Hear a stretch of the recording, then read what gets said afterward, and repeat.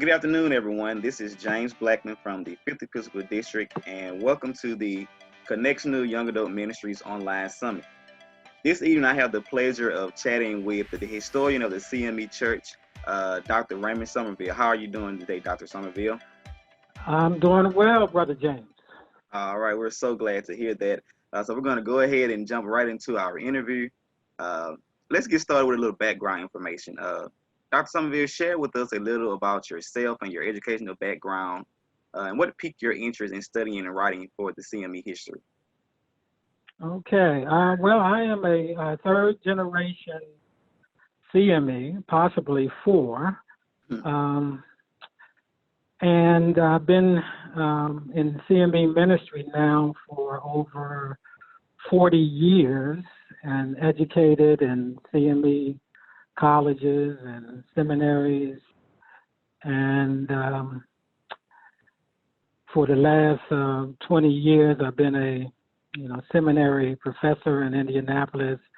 And now I'm on the faculty at one of our CME schools, Lane College, here in Jackson, and currently working on a new history of our denomination, which is scheduled to be finished and published this year in honor of our 150th anniversary as a church.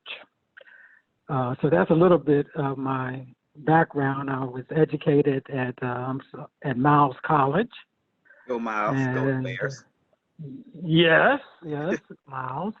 And delighted to hear that Alabama native Charles Barkley, recently donated $1 million to Miles College. That's fantastic. After Miles, I went to seminary in North Carolina at Duke Divinity School. And after finishing there, and I stayed in that area, pastored several churches, but I always knew, even at Miles, that I wanted to pursue further academic studies and go on to earn a PhD in history. And so I matriculated at Vanderbilt University as the first African American student in their church history program. Wow. And after Vanderbilt, I then commenced on a 30-year teaching career, first at Fisk University and later in Indianapolis at Christian Theological Seminary, and now I'm at Lane College. Teaching history, Dr. Sommerville, but we're so glad and delighted that you share your gifts and graces with us as the future and the present CME churches. I kind of share with you, I'm a fifth generation CME, and I also support Miles College because my grandmother graduated there, and Miles College started at my home church, Williams Temple in Thomasville, Alabama. So I know a little bit about Miles College as well. Great. That's yes, Blackman. That's a familiar name in Alabama. Yeah. Yes, sir. It is. I haven't been in Alabama for a number of years and married a young lady from the CME Church in Alabama. I'm familiar with some Blackmans there, so I probably interacted with members of your family. Yes, sir. I'm pretty sure we're very involved in our church, which is a great thing. That's what we try to, and that is why your role is so important, especially to today's generation, because you actually are kind of like the living history. You write down the living history of our church, so that way we can teach it to the next generation. Mm-hmm. Which actually brings me to my first question, well, my second question. During the developmental stages of our church, how did social class and the age of our leaders play into its growth? That's a good question, and one that I'm still deeply researching myself. As you know, the developmental years of our church happened primarily during the end of the period of enslavement in the 1860s and during the Emancipation and Reconstruction years. That's what I would consider the developmental, formational years of our church. And so, as we know, the overwhelming majority of the members of the early CME Church, or the Colored Methodist Church in America, as they designated their own name, were persons who were right out of slavery. And so, they were destitute of, for the most part, of education, and they were starting at the very bottom of social class in the South, right? And so most of these people were not privileged in any sense of social class. There were some who were freed persons and some who were entrepreneurs, but hardly anybody that we would consider during those days of wealth. And so in terms of the denominations that they were competing with in the South, for example, the AME Church, the AME Zion Church, which were northern transplants. The CME Church was behind in terms of educational status, social status, ministerial status. And so there was a period in which we had to, develop institutions and like schools and colleges, high schools.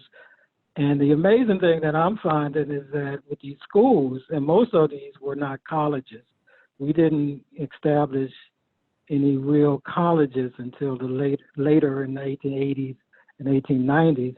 But most of the schools that we started were elementary schools and high schools and normal schools for training of teachers and ministers and anybody who wanted literacy. So these one-room schoolhouses that were littered all over the South and started in our churches were there to uplift and educate the masses of our people. And some of them were starting at late ages. So when you say 40, there were classes that had 12-year-olds, 30 and 20-year-olders, 40-year-olders, all in the same classroom who were seeking the same thing: literacy, education. How can I read the Bible? How can I read deeds? How can I read contracts? And so we don't see quite the stratification of ages, that we will see later on as we develop, age restrictions, gender restrictions in the church as the church became more institutionalized. We don't see that quite yet in the early phases when everybody basically was starting out at the same level as freed people. And based on just knowing that particular information that you just shared with us about us starting from humble beginnings and going to especially the education of our people, based on that history, how can we shape the future of our denomination? That's a good question, because every generation has to ask that question. What are we doing now to shape future generations? Mm-hmm. And so the first generation, the first cohort of leaders, both clergy and laity, knew that the challenge of their generation, of the post-emancipation era, the Reconstruction era, the number one things were reuniting broken families, preaching the gospel to the masses of new freed people, some of whom were not churched, building strong community organizations. The church had to fulfill all of those social, economic, and even political needs of the people. And so they planted, sacrificed, and built those early institutions that would, build up a new people, newly freed people. And so, and in my retelling of the story, I'm looking at how for the bishops in their annual Episcopal addresses, how they both understood what were the challenges of their times, the contextual issues and challenges, and the solutions that they raised for the entire denomination to address those challenging issues. And so that's one way I'm looking at the history of our church. And so they were projecting into the future, how can we build a strong regional church? That was basically in the first 50 years of the church, we were talking about building a regional church in the South. But later on, as the mission evolved, we were looking at expanding the boundaries of the CME church beyond the South to becoming more than a regional church, but becoming a national church. And so with the coming of the Black migration in the early 20th century, and even prior to that, we were looking at ways at how the CME church could expand its boundaries, its territory, into the Midwest, into the North, the South, the far West. And as our people began to migrate out of the South, we began to formulate mission strategies to reach, people in those areas. And so each generation has to shape and form its own mission strategy. And so I think the question that you raised is very relevant, because a lot of denominations, mainline, evangelical, and especially in the U.S., look at the 21st century as a very transitional period for churches in North America. And that is the question is whether or not we're going to be able to survive doing the things that we are doing now. And can we solely rely on our history, on our tradition, on our past to get us over in this new generation where the context has changed so much for churches. Churches are no longer the dominant institutions in our communities. Mm-hmm. So how do we reach people now many in your generation, millennials and younger, who are claiming no affiliation to institutional churches? How are we going to shift our strategies, our message, our programs to reach these generations? That kind of led up to the next question, because so much of the community demographics are changing surrounding our existing churches. Yes. Most of our churches, me being in Alabama, I know firsthand, most of our churches are very rural churches. They're rural, and we have maybe 4 or 5 churches within a 25-mile radius of each other. And all have their different struggles with membership and other things. But how can the changing demographics, well, you just answered that, the changing demographic impact our churches? You hit the nail on the head when you said, I mean, you named the crisis, the issue.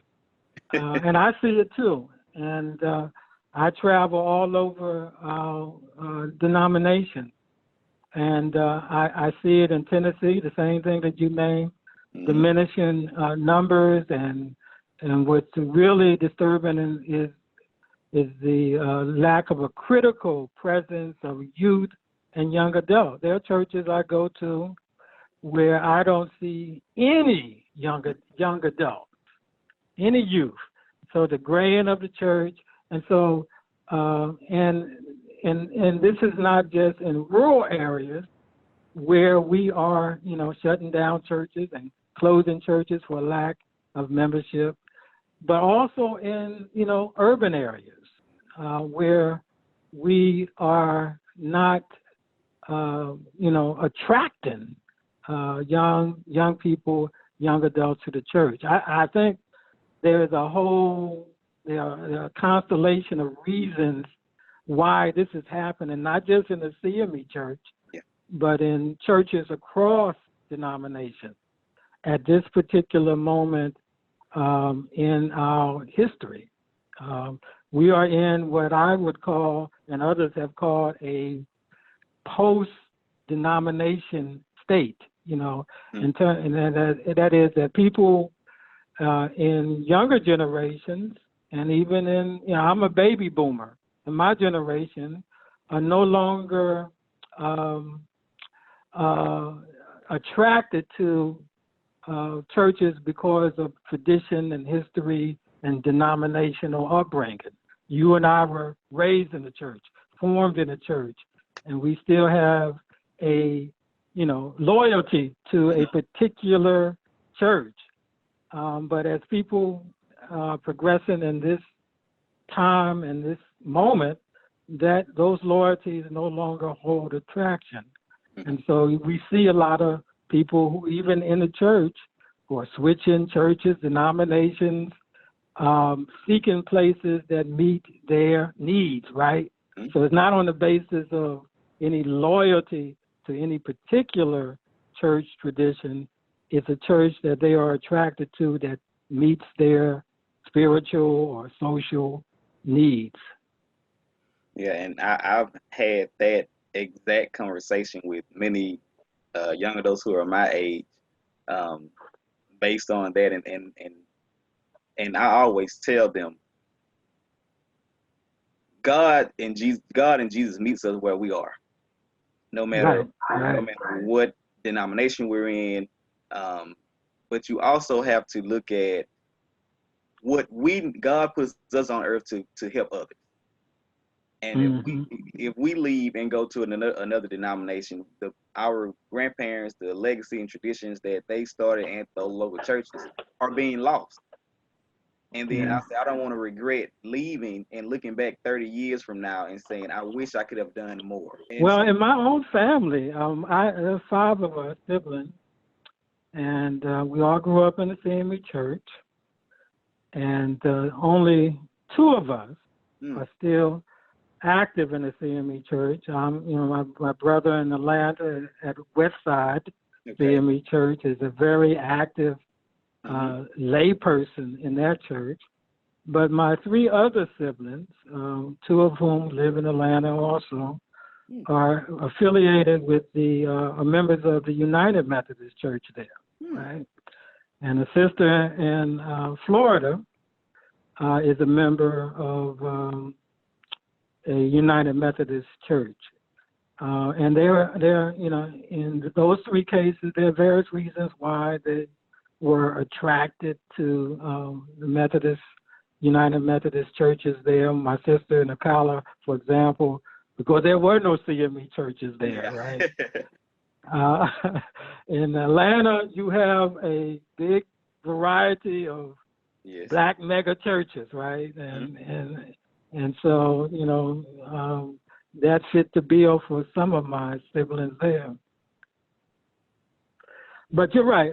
So how do we, I think the other question is, how do we pass on the faith or the traditions to the next generation, right? And when I was in seminary, one of my professors wrote a book entitled "Will Our Children Have Faith?" And I didn't think anything of that at the time. But now that I have 2 grown adult children and 7 grandchildren, I'm seriously asking that question. Not only the faith in terms of a belief and confession of Jesus, but also the faith of the foremothers and forefathers, the tradition of the colored CME Church. Will they embrace that faith? And so I think we have to find creative ways of passing on that faith. And one of the challenges, that we have in this generation is through technology, social media, the use of that in terms of communicating and connecting people to the faith. You actually just answered my next question, was what small changes can greatly improve the legacy of the CME Church. Effective communication and the use of technology, I think, are 2 major improvements that can help us out in the legacy and longevity of our CME Church. Let's describe your role, the significance of your role that you play within our denomination. In your own words, what significance does the historian play within the CME Church?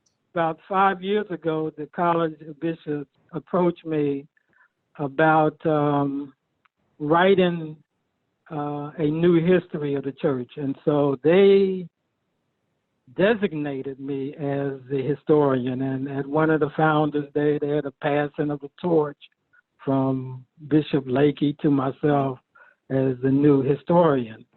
But you know what, James, that's still unofficial. Even though I'm designated the official, I think we need to get to the point of either electing or officially hiring a historian, like some of our sister denominations have done for years. They have an official historian of the church who's elected, or they call it the historiographer of the church who's elected, because the church basically named me and didn't give me a budget, didn't give me an office, anything of that nature, which meant, it's great that I'm at Lane College because that provides the institutional basis and technical support that I need. But part of my duty now, part of my legacy is going to be crafting this position so that the next historian, whoever it is, whoever succeeds me, will be fully recognized by the entire church and has the support mechanisms in place so that he or she can do his duty, her duty. The next General Conference, I'll be willing to help do this, to craft a proposal for a historian, because I think we probably need to do it more, a little differently than we did in terms of just the bishops drafting somebody. And don't get me wrong, I'm really honored that they did, and I think this was a opportunity that I have been preparing for a lifetime. If they didn't tap me, I would still write a history, still be writing the history of the CME Church. But I'm looking at the future. Who are the young people? Who are the young adults? And I can think of 2 now who have just earned newly minted PhDs in church history. One is a lay person, one is a clergy person who would make solid contributions as the next historian of the CME Church. I'm not a young adult.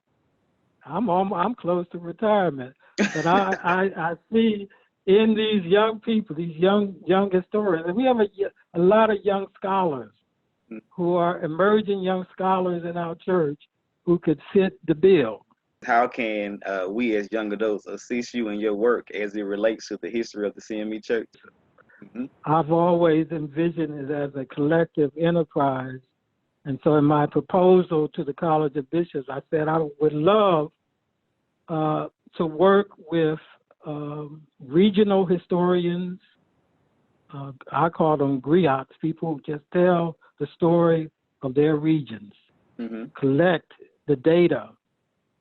There's a team of historians in Alabama and Huntsville region who have been working with me about writing the story of the CME Church in Alabama, and they have tapped the ingenuity and talents of young people to help them in videographing and in documenting that story in some really creative ways that they couldn't do as senior citizens. And so we need to do a better job at preserving and collecting, sources to tell our story, either both in terms of written documentation, oral histories, oral interviews, and that's something that young people can do. We need to digitize our collections. And so unless we have, those kinds of sources, oral sources, collections of materials, artifacts, we won't be able to do a good job of telling our story. So think about your local church. Who tells the story of that church? Is there a written history? Every church should have some form of history that they pass on, when they tell the story at church anniversaries or on special occasions.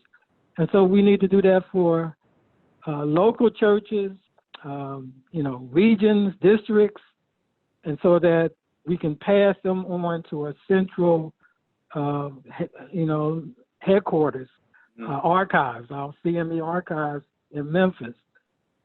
And strangely enough, we haven't been doing that. And so that complicates the matter of telling the story. And so it makes, the writing of the story more selective and fragmented than it should be if we had all of these people contributing. So I would tell young adults, start collecting and writing the histories of your local churches and make sure that's being done. What do we do with all that information, that data that we collect at conferences and churches? Where does it go? Yeah, I understand what you're saying. Because I'm the secretary in my local church, so I actually have our church history. I just never sent it anywhere. I just keep it in the file cabinet in the office. Well, we historians, we need that. If we're going to tell the story of the whole church, we need the stories and histories of local churches. I don't want to tell just the story of the large churches. I want to tell the story of rural churches, small churches, struggling churches. And so I think we need to expand our vision of history. And so many churches think that because we are small, because we are struggling, that our story doesn't mean much in the scheme of things. But I beg to differ. Straight from the horse's mouth, he needs our help in getting our and I have done some extensive advocacy for getting those local histories. I have surveys that I've distributed. I tried to establish a portal on our CME website so people can contribute stories, their histories, documents, pictures, and it's just been a uphill battle. We're going to try to, hopefully with this online summit and it reaches the masses, we can get some more input from my fellow young adults and some a little older adults who actually have the information. And so, James, let me use you as an example. 5 generations in the CME church. Mm-hmm. That's a story worth sharing. I mean, there may be some other multi-generational CMEs, I'm sure, but 5 is a story worth. I would love to hear your family story of this in the CME church. And the good thing about it, I'm such an old soul. I was raised by my great grandmother, and her father was a local preacher at Williams Temple. And when they migrated from Sommerville, we came to Mobile, and they helped start our local church that we're at now. So, where is your local church? I'm at Taylor Chapel CME Church in Pritchard. Pritchard, Alabama. Yes, yes. But let's shift gears a little. Compared to our history, what impact does gender roles have as it relates to our social activism in clergy and in our lay ministries? Gender roles, and we're talking about the evolution of the role of women in the church. And we all know, in majority of black churches, women constitute the majority membership, right? Mm-hmm. And it's only, but think about it, only since the 1950s have we been formally ordaining women to ministry. And so one of the major sub-themes of my first history book on the CME church, called An Ex-Colored Church, was the evolution of the role of women, lay women, and clergy women. Lay women eventually got the right to participate in. We might think this is totally strange now in our generation, but when the CME church started, and most of the Methodist churches at the time, women could not fully participate as voting members of the church, right? Mm-hmm. They couldn't be ordained as women, and so there wasn't strong gender representation in terms of operating the church. And these were rights that women, had to gain along with women in the wider society, because women, we know, didn't get the right to vote till 1920, even though black men were given the right to vote during the Reconstruction era. And so, there was an imbalance of power and lack of representation. And so I think as the church has evolved, we're seeing more and more. And I would hope, dare say that in the young adults, you have a woman president now, mm-hmm. that you're seeing more women providing, leadership and sharing their gifts that you would not have seen 50 and certainly not 100 years ago. And so I think that the church is stronger because of its inclusion of women in leadership roles and equal representation in the church. Well, since we only have one, you might say we only have one woman bishop in Alabama, in Florida, right? Yes. And that was a major accomplishment for our church, mm-hmm. And something to be very proud of. But to me, that's just a start, mm-hmm. in terms of fuller representation. There's a pastor in the church who I won't name. He's a graduate of Miles College like myself, and he and I have this constant, debate about women's representation in the church. And he says,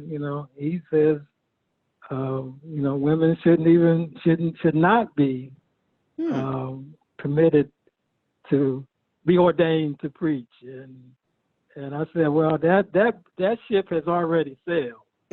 We opened the door to women in ministry on an equal level with men. So we need to move on from that. Mm-hmm. And so the next issue is, next question that we need to address is there a glass ceiling for women? I mean, can they only go so far to church before they can, break into, the highest level of leadership? Mm-hmm. I think that your generation is going to have to push the envelope a little further. Yeah, and because we often hear about the 41 ex-slave men, but I'm sure many of them had their families, which included wives and daughters, right.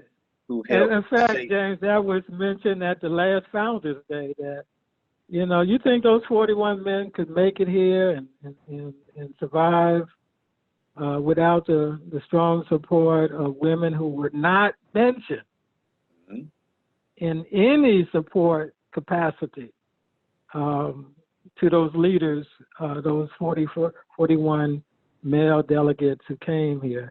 And so I would love to retell that story from a woman's point of view. I'm not a woman myself, but at least to define some source, Mm-hmm. Some narrative from a woman describing her views, her perspectives on what that meant, that founding week in December of 1870 meant. And so we don't have that. We don't have that story.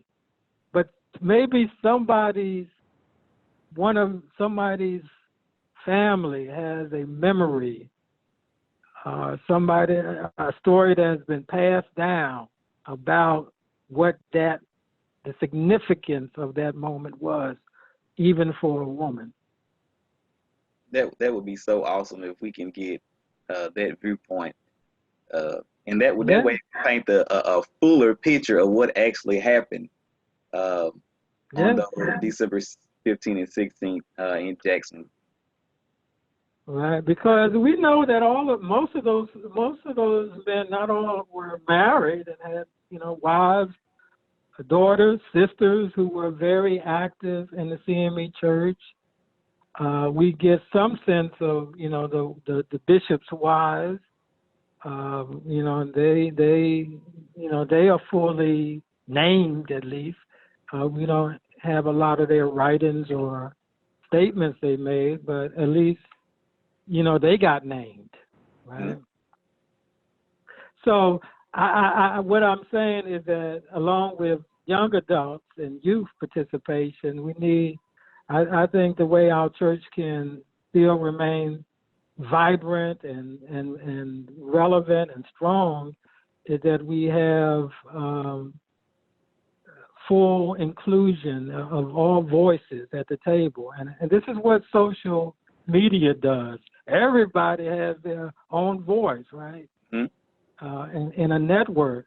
And so that's one way of opening space for voices that we normally wouldn't hear, who are not at the table, or not at the meetings, right? So that's both a blessing of technology and it could be a real challenge as well. This has been a very informative meeting, but is there any part of information that you would like to share with our viewers? Yes, I just want to reiterate that this history project is what I'm calling or referring to as a people's history of the church. It's not just a history of the bishops or the leaders of the church, but a fuller, richer narrative of all constituencies of the CME church. And so if anybody wants to contribute stories and narratives, artifacts, pictures, local histories, please direct them to me at, Lane College, Raymond Sommerville, Professor Raymond Sommerville, and I will find a way to catalog it and include it in our archives in Memphis, and to incorporate it into this history, this story of our denomination that I'm trying to tell. I need those contributions, those collections, those oral stories, those family stories, those multi-generational stories. I need to hear your voices. But I'm sure we'll be speaking more with you, Dr. Sommerville, especially regarding the History and Archives Department. I'm sure we'll be having some future conversations regarding that. But thank you so very much, Dr. Sommerville. Oh, well, James, this has been my pleasure. My pleasure. Yes, sir. I greatly appreciate it. And that's all the time that we have, everyone. I hope that this interview was as enlightening for you as it was for me. Thanks to our guest, Dr. Sommerville. And as always, until we meet again, this is James Blackman with the Connection to Young Adult Ministry Online Summit. Good evening and God bless.